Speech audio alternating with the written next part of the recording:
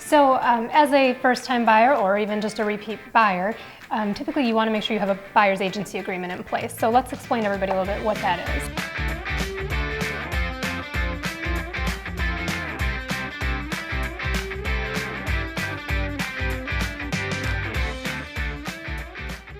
A lot of people don't realize that if you just go call off sign, for example, go make an appointment with the agent, walk in the house, and then you say, hey, I'm interested in this property. Can you write an offer for me? How much is it worth? What would you offer? What have things been selling for in the neighborhood? We can't answer that. Yep. So you know that what we have to do is sign a buyer agency, which basically we do it for free. I can't comment on what other companies do. Some people charge, some people don't. Ours is free service, and basically what we can do is treat you like your family. So we want to make sure that we can give you comps, we can give you our opinion. I'll tell you if I think it's overpriced, but I'm also going to tell you if I think we're going to lose out on the property. If we need to compete, we need to go in with a stronger offer. So there is 30 to 40 pages of contract that comes with writing an offer. It's not as simple as saying, I want to offer $5,000, under asking price. I need to know, when do you want to close? Do you want an inspection? Do you want radon testing? How much are you pre-approved for? Do you need closing costs worked into your loan? There are so many questions, and what we do is try to take that process, simplify it for you so you have all those answers by the time you find a house. So as a buyer's agent then, let's talk about what our charges are for that. They're free. We don't charge anything. So the way that we get paid as an agent is that we get paid by what's offered in the multiple listing service. So as a seller, if you're going to be selling your property, you're usually going to pay a commission, whatever that rate would be, and a portion of that's going to go to the agent who brings a buyer.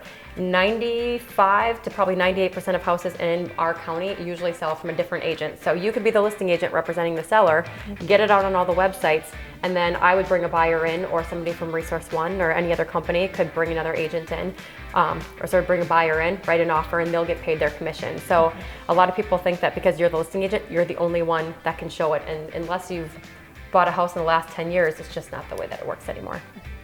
So if I'm interested, if I'm a buyer and I'm going to an open house and I already have you as my buyer's agent, what do you recommend I do in those scenarios? We love it when you sign in that you're working with us and that you don't give the agent your name. If you want to give the name, that's fine, but what will happen is typically some agents will want to put you on their rotation and they'll call you to do follow-up. If you just say that you're really interested, contact my agent, Jill Dixon or whatever, they will know to contact me and then I can follow up with you. So that's usually the best. Go to as many open houses as you want. Those are freebies. Please do not call the showing agent. People think that they're bothering us. We've already kind of talked about this, but it's our job. So I don't care if it's 9 o'clock on a Friday night, if it's a weekend, if I'm at my sister's wedding, if there's something going on, call me, because if you accidentally call the other agent, we can't help you. So you're going to have to work with the other agent, or we're going to have to cut our commission and share it with them, and they're going to get paid extra for basically doing half the work. And doesn't always usually sit well. We want to make sure that we're getting representation for everybody that's involved in the transaction. And I think what buyers can appreciate with working with Jill and Company is that we do have a team, right? So yeah. If Jill is gone and she's at a wedding and you need to see a home and you need to get something done, she's got a whole team backing her up that can help out in her absence if she is absolutely unavailable. Yeah, and most of us are always available. We're really annoying to have as friends because we're constantly on our phone. It doesn't matter what's happening, we have to respond, because if you as a client are calling and wanting information on a property, it doesn't matter if we're watching a movie with our kids, we stop doing that. But the good part about, like last year, the market was so crazy busy. If you didn't see a house the day it was listed, they were getting sold and you didn't get a chance. So unfortunately, if you had other appointments booked, if you're not working with a team, you missed out on that. So working with a team, yes, if I'm not available, you're available. We have 8 other girls who are available. We work together, we support each other. We make sure that we can stay sane by having a small social life, but still be able to provide our clients with basically 24-hour service.